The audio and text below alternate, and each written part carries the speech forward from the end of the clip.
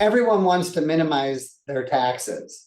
And as a result, we have to look at the tax burden of an M&A transaction on both the buyer and the seller.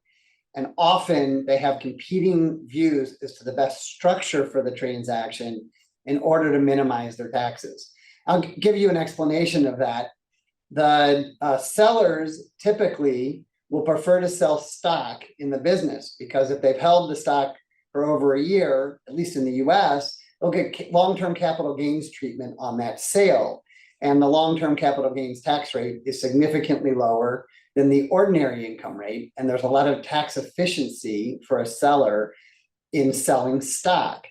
Meanwhile, the buyer might prefer to purchase assets of the business directly instead of purchasing the stock of the company. And the reason for that is if they buy the assets, they're able to book up the value of the assets inside the business to correspond to the purchase price and then depreciate those assets over their useful life. That depreciation is a real tax benefit to them as it reduces, the depreciation reduces their tax earnings.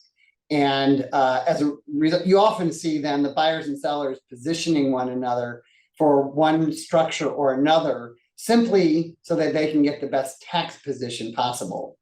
And I will note, there's often a win-win in here if the parties are astute as they approach the transaction at the outset.